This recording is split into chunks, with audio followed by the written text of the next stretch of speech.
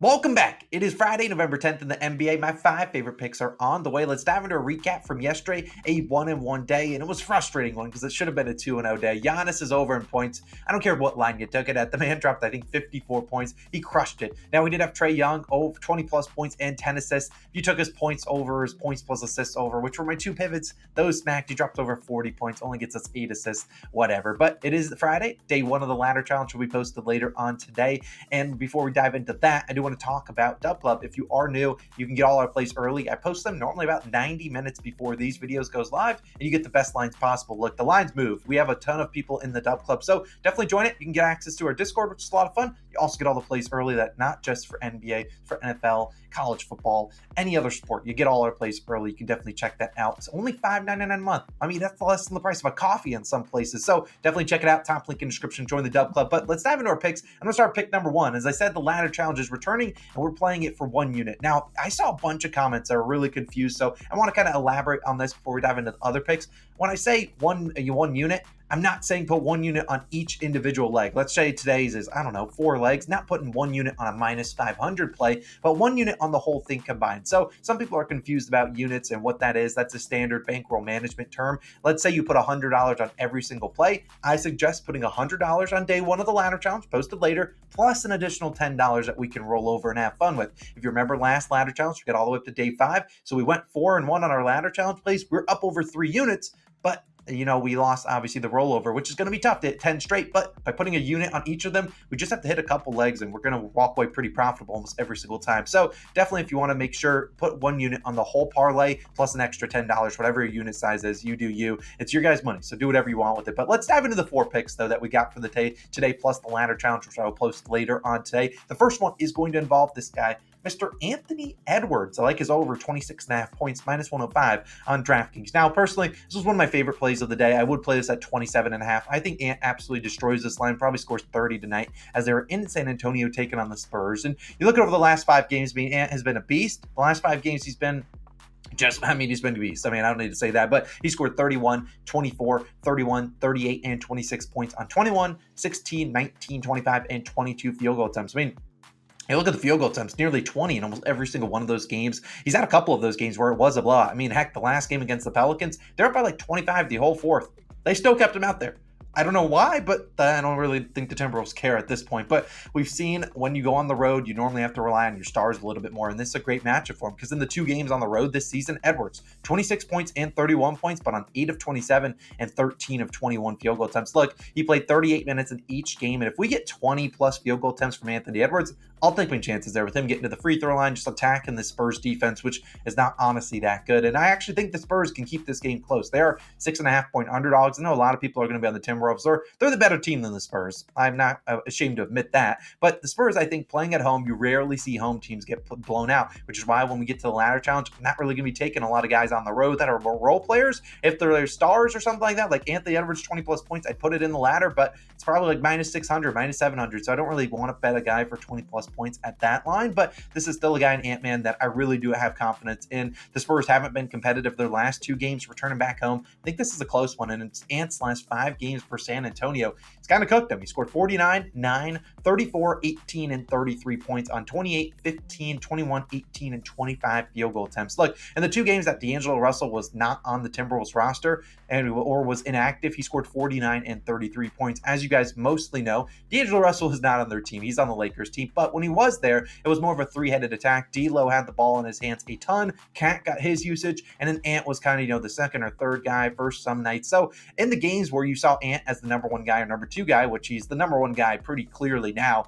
he was absolutely cooking this Spurs team, and I expected to get cooking on the road. I don't expect all of his role players to really show up, and I think Ant's going to have to go off, and I think this is a close game. I don't really think the Spurs can defend him, honestly, so I really like Anthony Edwards. Give me his over 26.5 points. It's my first, technically second pick of the day, if you will. The ladder challenge was our first pick. Let's move into another pick, a guy on a team that I don't bet a lot on, but I really like this line that we're getting for him. It's Russell Westbrook of the Los Angeles Clippers, over 19.5 points plus assists. Now, if you are looking at this and and maybe the line has moved up to 20.5. Check out what his PRA line is. I saw 25.5 or 26.5. I like both of them. We know Russell Westbrook is a triple-double threat. Now, he's not necessarily, as big of a triple-double threat as he was in his previous years in his career, but we know he can go out there and snag some boards. He's obviously capable of snagging 7 rebounds on a random night. So I don't mind either of those. I just like points plus assists. But let's talk about this Clippers team who obviously, they have the new addition in James Harden, and it's so far 2 games into the Harden era, if you will. We've seen Russ have 21 points plus assists on 13 field goal attempts and 21 points plus assists on 18 field goal attempts. He had 31 minutes in each game, 9.5 potential assists in those games average. So, look, this was a guy that has a relatively stable floor, 30-plus minutes, and you see the field goal attempts still pretty good. I mean, last game, he only went 6 for 18 from the field, and still got this done. So he shot poorly and still got it done. And this is a guy in Russell Westbrook, now with Harden, now with Paul George, now with Kawhi Leonard. They're putting their worst defender on Russell Westbrook because obviously your center is going to go on to Vika Zubac. So your worst defender is getting onto Russ, and that's probably going to be Luka Doncic tonight. And we saw in that matchup against Cam Thomas, the Nets' worst defender, Russ was aggressive. He went 6 for 18 from the field. I don't even think he scored a point in the first half, and he still got this done. So, I expect him to be aggressive against Luka. We've always seen the Clippers try to involve, and really any team tries to involve Luka in the defensive scheme. They try to make him play defense, and sometimes that leads to him doubling. We see them dropping it off to Russell Westbrook, and we see him cooking. This is also a Mavs team that stinks at defense. They allow the 2nd most points per game in the paint. Do not be surprised if either Paul George or Kawhi Leonard makes it into the ladder because this team doesn't play defense, and I don't anticipate the Mavericks blowing out the Clippers. These feel like very 2 evenly faced teams. But we've seen these last 2 games with Harden, the Clippers haven't even broken 100 points in either game. They've scored 97 and 93. It's a great spot to get it done against the Mavericks team. Like I said, allowing the 2nd most points per game in the paint. That's where Russell Westbrook does majority of his damage. Getting to the paint, attacking the rim. They don't really have a reliable rim protector, so I really do like Russell Westbrook tonight over 19.5 points plus assists. I think it's a great spot to back him. I'd also take it at 20.5. I think he could honestly hit this over in points alone, but he also know we can get 6 to 8 assists from him too. That's definitely has potential. So Russ, we're counting on you, man. Go get it done. Now my third, technically 4th pick, let's dive into this guy. It's a rebound prop. Damonte Sabonis over 12.5 rebounds, minus 125 on DraftKings. Now, if this line goes up to 13.5, I personally would only play that for a half unit. We know how big going from 12.5 to 13.5, especially for rebounds, can be. So if the line does move up, I'd only play it for a half unit there. But I really do like this. And rebound props can be tricky, but this is a matchup that Sabonis has absolutely destroyed at home, taking on the OKC Thunder. Now, OKC as a team, not very good at rebounding. They allow the 7th most rebounds per game. They allow the most rebounds per game to centers at over 18 per game. Now, this is a Kings team that they're going to play Sabonis a lot. Yesterday or last game, they went into overtime, 48 minutes plus an extra 5, 53 total minutes. Sabonis played 30 or 40 of them, and he's going to go out there. If this game is close, he's going to play 36-ish minutes, given that he's kind of running the offense now that De'Aaron Fox is out. And while I did like his over in rebounds plus assists, it was 20.5. Honestly, you kind of need him to get 13 rebounds in order to get that. If you want a long shot, but not really a long shot. I like his triple-double odds. It was like plus 380. I think he could get a triple-double. But let's talk about talk about guys that have played against this Thunder team. And Jokic was the guy that just had slip out of my mouth because Jokic just played him 14 rebounds in only 30 minutes. Onyeka Okongwu of the Atlanta Hawks had 14 rebounds in 25 minutes, while his teammates Clint Capella and Jalen Johnson each had 12 rebounds in the same game. All these guys were right at that line, snipping it or going over against the Thunder. While they aren't necessarily, they're not getting bodied on the boards. They just shoot a lot and they give up a lot of rebounds. It's just what happens. And we've seen Sabonis in this season. This guy gets rebounds. We know that. While he has been flirting close to this line, I think it's higher than what it has been recently for a reason. Sabonis this season, 12, 18, 15, 11, 15, 8, and 11 rebounds, going over in only 3 of 7 games. Now, obviously finished with 11 twice and 12 another time. So 11 plus rebounds in 6 of 7 games. Coming off 2 down rebound games. I love this in a great bounce back spot for him to grab some boards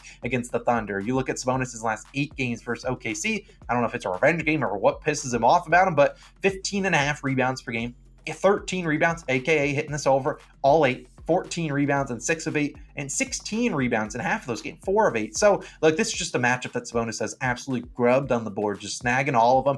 I think this is another great spot. OKC, obviously, on the road, so probably doesn't shoot as high of a percentage on the road. And I think this game is close because I don't think the Kings are blowing them out. I don't think the Thunder are blowing out the Kings on the road. So I really do like this game to be pretty close. Sabonis plays normal minutes. If it's a blowout, it's probably the Kings blowing them out. And that probably means that there's a lot of misses on the Thunder end. And probably Sabonis could probably get 13 rebounds within the third quarter, like kind of Nikola Jokic did. Now, final pick of the day will be an under. I saved these for last just because I already know people hate betting unders, and so we'll just put it for the last pick of the video. It's our fifth and final one of the day. I might add a play today, though. If I do, it will be in the pinned comment. Definitely check that out. It is an under, like I said, Jaren Jackson Jr., under 26.5 points, minus 125 on FanDuel. Now, honestly, if I could do alt unders and put them into the ladder, I probably would do this one. I would wait for the alt lines to come out and take them at like 31, 32.5, because even if JJJ goes over this line, I really don't think he's smoking the line. I think he maybe ends with like 27, 28, 30 points. So I really think if you want an alt under, that's probably the way to go. But I do like this for 25.5, and I'd play that for about half a unit because JJJ has ended on 26 points a lot versus the Utah Jazz, which is a sharp line. But let's talk about him. And honestly, I would have made this a bigger play, but I don't like putting bigger plays as unders. No one likes rooting for an under, so we'll keep it at 1 unit. Let's talk about JJJ. I love him. I think he's really talented. He's just not a 27 points per game scorer. I don't know how many guys are out on his team. He's not a 27 points per game scorer. In this season, we've seen him score 8, 16, 19, 21. And then the last 3 games actually gone over 27, 28, and 30 points, and 30 points actually.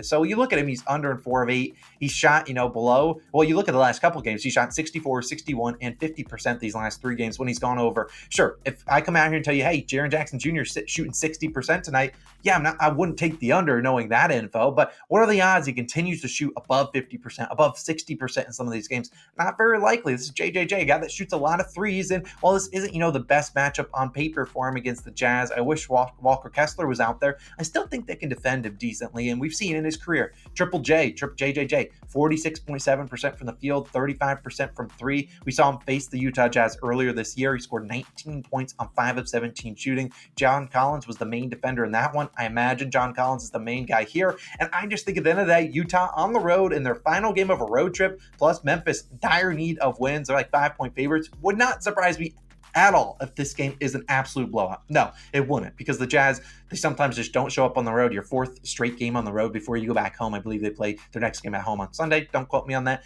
I just think this is a spot where JJJ doesn't necessarily score 27 points. He could score 23, 24. I just think 27's a tad high, 26.5. Sure, Walker Kessler's out, but John Collins is still a capable defender. He's obviously done a good job on him. Lauri Markkanen can still do his job. And at the end of the day, we've seen JJJ get into foul trouble plenty of times. This is a Jazz team that just allowed 74 points per game in the paint. I imagine their head coach is like, yo, that's not good. We can't be giving up 75 points per game in the paint. So they probably try to hunker that down, make you beat them from the outside. So we could see a Grizzlies barrage from the 3-point line. Maybe Marcus Smart gets going. I like Desmond Bane's matchup a little bit more. I like those wings and guards. That's normally how you beat the Jazz, is by shooting a ton of threes. And I think that's probably how the Grizzlies attack them tonight. Luke Kennard probably has a good game off the bench too. So JJJ, hate taking unders, and I really do like Jaren as a player. 26.5. Tough line. That's a little bit too high for me. If it was like 24.5, not touching it, but 26.5, I will happily take the under here. And if he goes off, whatever, I'll live with it. Let's hope he shoots an inefficient night or gets into foul trouble. We'll take that, but hopefully the Grizzlies win because